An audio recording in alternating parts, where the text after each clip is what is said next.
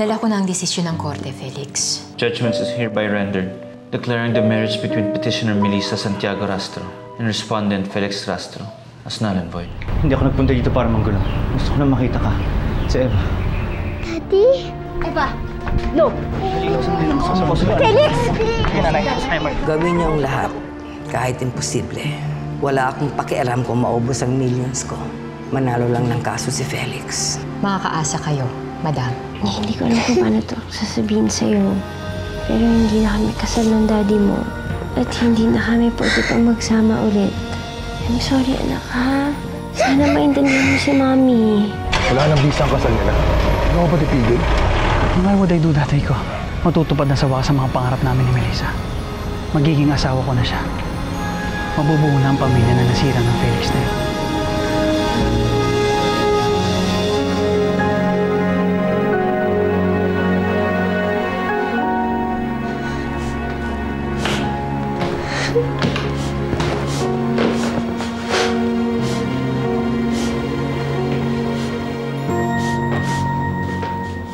Eva! Apo! Bakit di ka pa natutulog, ha? Naiisip ko po kasi si Daddy. Baka hindi rin siya nakatulog. Baka iniisip niya kami ni Mami. Masama sa bata nagpupuyat. Lola, alam ko po yung cellphone number ni Daddy. Pwede po ba natin siyang tawagan? Gabi na eh. Bukas na lang natin tawagan ng daddy mo. Kasi baka natutulog na rin yun.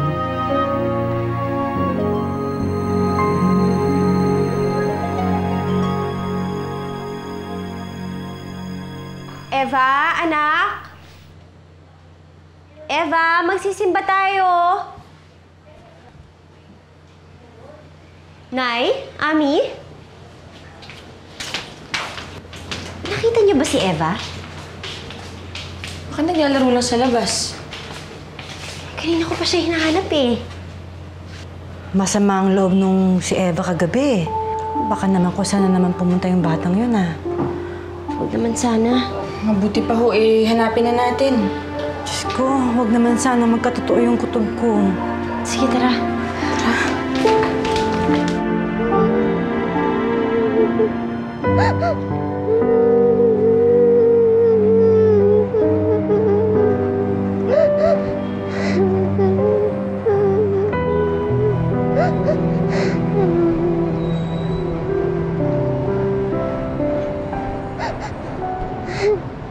Be, nawawala ka ba?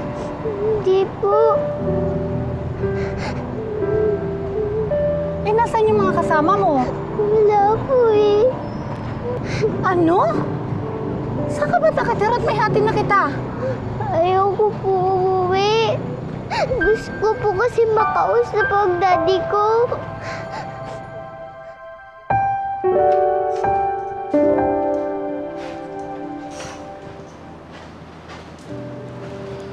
Felix, hindi porke hindi na kayo kasal ni Melissa, it's the end of the world for you. Ikagabi ka pa hindi kumakain eh. Ambasita, gusto ko muna mag-isa. Oh, guess what? Nakausap ko yung ninang mo na nasa LA. Magbubukas daw siya ng bagong business at naghahanap siya ng business partner. Inisip ko, bakit hindi mo na lang kayo ituloy ang pag-alis mo? Amorcito, hindi ko pwedeng iwan ang pamilya ko. Lalong-lalo na si Eva. Eh di isama mo na lang si Eva. Madali natin gawa ng paraan yun.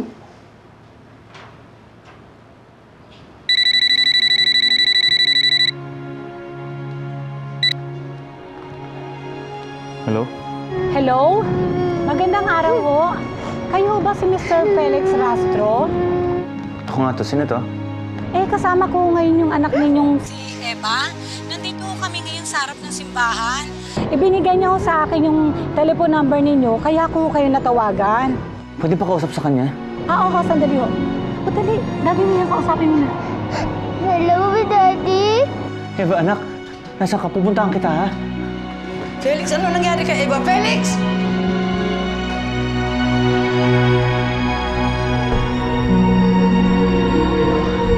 Mabuti na lang po. Kabisado niya ang telephone number ninyo. Kung hindi ko alam kung kanino ko siya ihahatid. Sige, salamat to. Eva!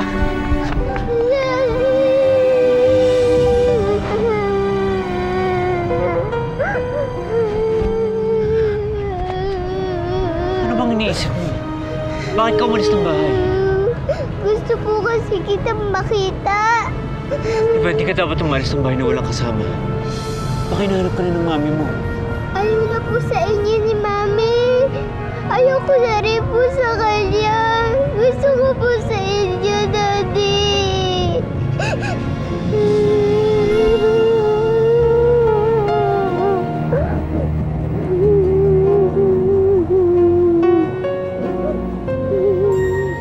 Guess what? Nakausap ko yung ninang mo na nasa LA. Magbubukas daw siya ng bagong business at naghahanap siya ng business partner. Inisip ko, bakit hindi mo na lang kayo ituloy ang pag-alis mo? Amorcito, hindi ko pwedeng iwan ang pamilya ko. Lalong-lalo na si Eva. Eh di, isama mo na lang si Eva. Madali natin gawa ng paraan yun.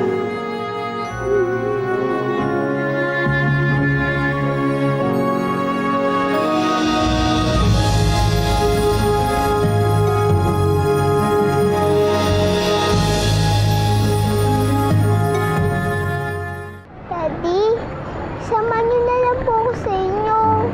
Gusto po kasi kitang makasama. Anak, di pwede mangyari yun eh. Paano yan? Mag-isa na lang ang mami mo. Eh, Daddy, kasama niya naman po sila Lola at Tita Ami. At saka, pagkasama mo na ako, susunod na sa atin si Mami. Eh, di magkakabalikan na ulit kayo. Eva, hindi ganun kadali yun. May pinagdadaanan ng mami mo ngayon. Mas kailangan ka niya. Paano na po kayo, Daddy?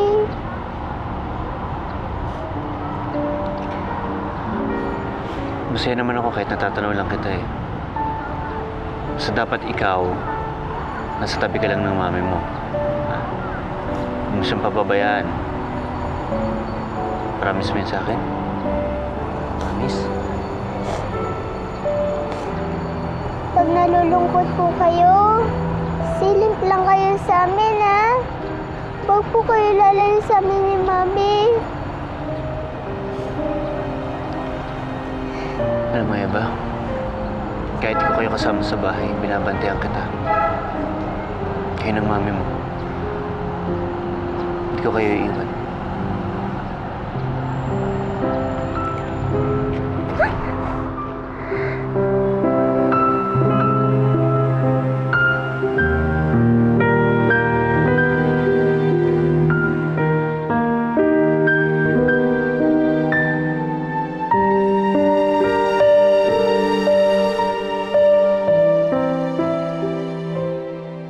Kailan ba talaga kami makakalabas dito? Hindi ko kaya na mapagsasabay kayong tatlo.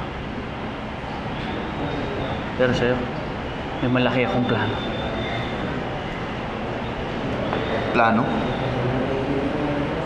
Magsasampa si Melissa ng kaso laban kay Felix. Gusto kong madiin at mabulok sa kulungan ng lalaking yun. Kaya kakailanganin ka namin sa kaso. Gagawa tayo ng panibagong kwento para madiin lalo yan, Felix na yan. At sigurado, maa-acquit ka kapag pumayag ka na maging state witness. Teka. Eh, paano kaming dalawa? Relax. Isa-isa lang. Nasaan na kaya ang anak ko? Sana wala naman na mangyaring masama sa apo ko. Mabuti pa ho siguro, Nay. Mag-iwahiwalay tayo para mas madali natin siya makita. Mabuti pa nga. Sige ho. Anak, dito tayo. Ano? Tara na. Ihatid na kita sa mami mo. Kailan po tayo magkikita ulit? Basta dadalaw na lang ako sa inyo, ha? Melissa! Di po. Nay Amor! Si Eva, oh. Ha? Kasama si Felix. Sana yun. Felix! Eva, halika dito. Anong balak mo, ha? Tatakas mo si Eva, no? Melissa, nagkakamali ka. Dali, magpapaliwanag ako sa'yo. Hindi mo makukuha sa akin ang anak ko, Felix. Melissa, wala naman akong balak itakas si Eva eh. Mami, ito daw po sinasabi ni Daddy. Sinungaling ka talaga. Magmula ngayon, gidulo na kuko ng anak ko. Hindi mo mahahawakan. Halika na. Melissa, Melissa, di mo pwedeng gawin yun. May karapatan din ako sa bata. Ba? Tama na po. Maawa naman kayo kay Eva. Tama na. Felix! Ano ba? Bitawan mo si Eva! Hindi na siya makukuha sa akin!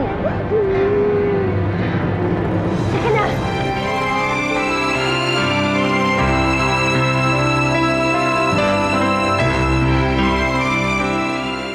Ito po sinasabi ko, Mami. Hindi naman po ako pinilit isama ni Daddy. Pinapunta ko lang po siya dito kasi gusto ko siya makita. Pero Eva, anak, hindi mo dapat ginawa yun. Alam mo, Eva, baka kung saan ka padali ng daddy mo. Sige ka. Hindi totoo yan. Siya pa nga po nagsabi na uuwi ako sa inyo, Mami. Ang taalagaan daw po kita. Nakita mo? Bine-brainwash na ni Felix yung bata.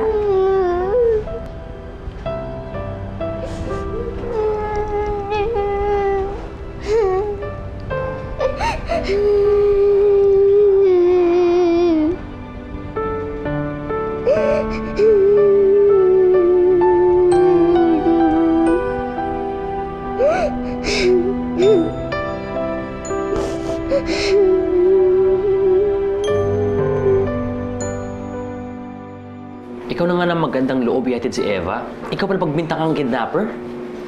Malabo na talaga bumalik yung tiwala sa akin ni Melissa. Alam mo, Felix, kung ako nasa posisyon mo, tagal na ako sumuko. Pero kilala kita eh. Sa sobrang tiyaga, ikaw ang number 1. Kaya mo nga nahintay si Melissa ng 6 years, di ba?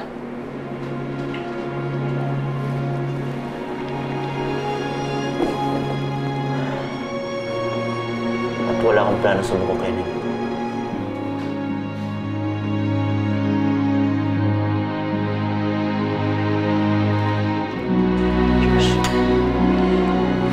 I heard what happened. Si Ami nagbalita sa akin na naitakas daw ni Felix si Eva.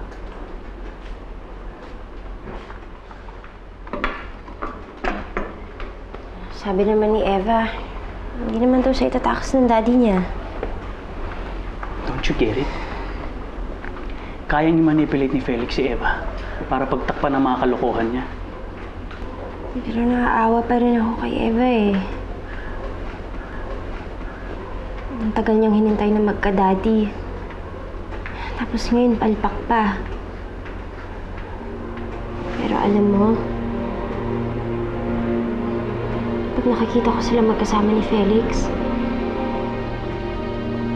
hindi ko naman naiisip na itatakas niya sa akin si Eva.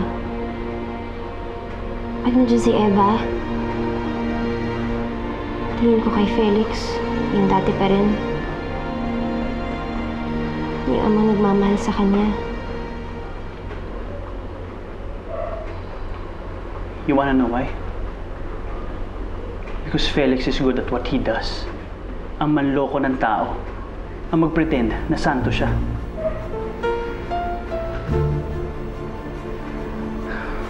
Melissa, kahit ano pang kabutihan ay pinakita ni Felix, you shouldn't forget na sinira niya ang buhay mo. At kapag nagkaroon siya ng chance ulit, sisirain niya ulit yun. Kayo ni Eva. Malay mo, hindi lang sa park dali ni Felix si Eva. Baka sa ibang bansa pa. Kaya niya kayang gawin yun? Well, he almost did. Maraming pwedeng gawin ng isang katulad ni Felix. Ano mo dapat siguro gawin na natin yung matagal na natin pinlano eh. Ang kasuhan ng rape si Felix. Ang alam ko, mas malakas ang laban natin sa kanya. Kasi pumayag ni si Brian na maging state witness.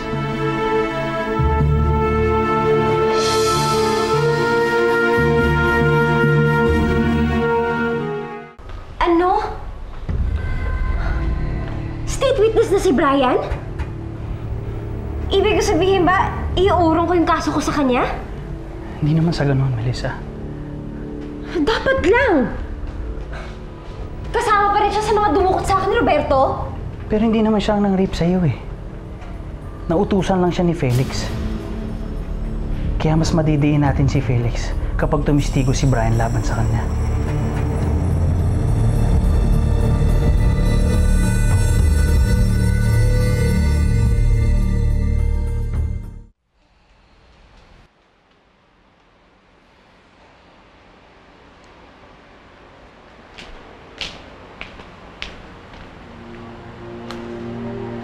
Melissa?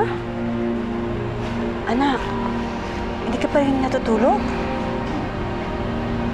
Hindi ako inaantok na eh.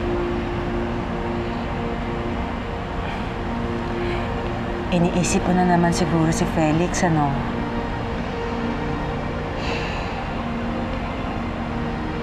Naiinis ako sa sarili ko, Nay. Galit ako kay Felix kasi ang laki ng kasalanan niya sa akin. Pero si Eva, pag naiisip ko siya, parang hindi ko talaga kayang ipakulong yung daddy niya. Alam mo, anak, normal lang naman na nag-iisip ka ng ganyan. Alam mo, kahit na gaano pa katigas yung kalooban natin, kapag anak na natin na apektado, bilang ina, hindi pwedeng hindi lumambot ang puso natin. Melissa, kung ako ang tatanungin mo, hindi pa rin ako pabor na sampahan mo ng kaso si Felix dahil siya pa rin ang ama ng anak mo. Pero anak, nasa iyo pa rin ang desisyon.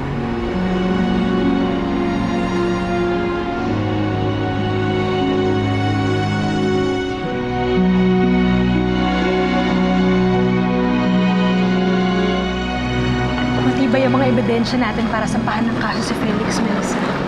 At state witness na rin si Brian. Kaya sigurado makukulong ang Felix niya.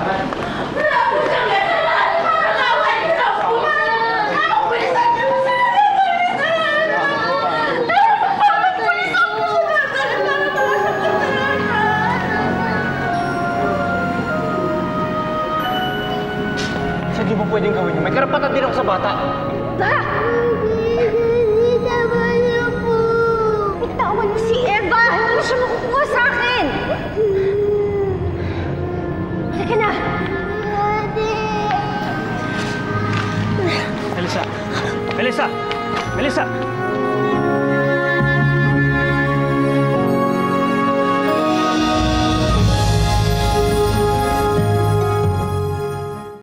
Bakit ka nga pala tumakbo kanina?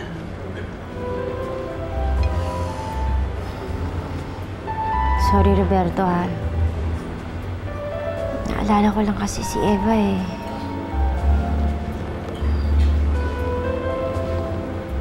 Hindi ko ma-imagine kung anong gagawin niya pag nakulong yung daddy niya. Akala ko ba, Melissa, na pag-usapan natin ang tungkol sa bagay na to?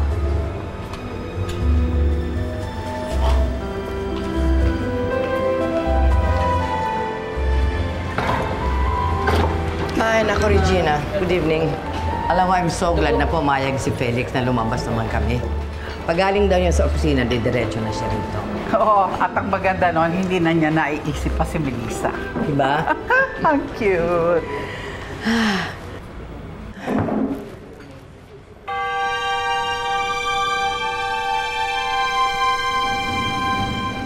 Regina, lumipat na lang tayo ng ibang restaurant. Bakit? Ayaw ko kasi nakakakita ng babaeng Binihisa ng asawa, pero sinisiraan pa niya ito para kumabit sa iba. Let's go.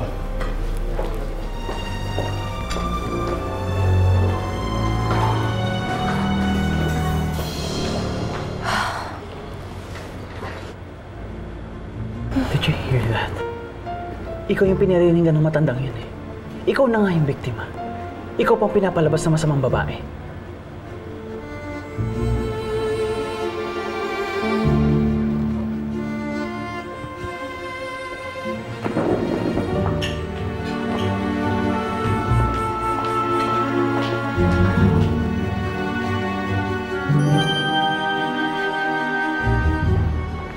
Lumipat na tayo sa ibang restaurant ni Gina. Nababahuan ako sa lugar na ito. Amarcita, where are you going? Felix, I thought dito tayo kakain. Ako bang pinariringan mo kanina? Melissa? Ano? Sumagot kayo. Ako ba ang pinariringan mo kanina o hindi? bakit Melissa? Tinatamaan ka ba? Ha? Well, come to think of it. Kaya mo pinalalabas na masama si Felix. Dahil gusto mong hiwalayan kanya. Dahil gusto mong bumalik kay Roberto. No wonder. Magkasama pa kayo ng pamangkin ko. Lumilingkis ka na sa ibang lalaki. Sa ex mo na umabando na sa'yo. Amarcita, tama na. Let's go, let's go. Anong let's go? Tinanggap ko ang pag-alipusta niyo sa akin at sa anak ko noon. Dahil nire-respeto kayo ng asawa ko. Pero ngayon nahiwalay na kami ni Felix. Wala kang karapatan na insultuhin ako. Kung gusto niyo magtuos tayo, sa korte na lang tayo magkita-kita. Big deal. Dahil idedemanda kita ng rape.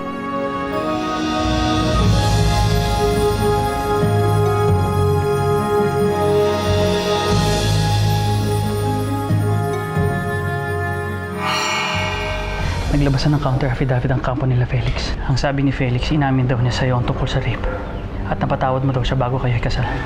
Paano nagsinungaling ka sa counter affidavit? Well, I have no choice. Kailangan ko sabihin niyo para manalo ako sa kaso. Siguradong gagalit na naman sa'yo si Melissa. Maghanap ka ng ibang pwedeng magtestigo laban kay Felix. Maganda siguro kung mga babaeng palalabasin nating inabuso rin niya. Ngayon ko lang napatunayan na demonyo ka sa lahat ng demonyo, Felix! May press launch ang kumpanya ng mga rastro eh. I'm sure matitikman na ni Felix ang pinakamalaking skandalo sa buhay niya. Anong kailangan niyo dito? Inaaresto ho namin kayo sa panggagahasa kay Melissa Santiago Rastro.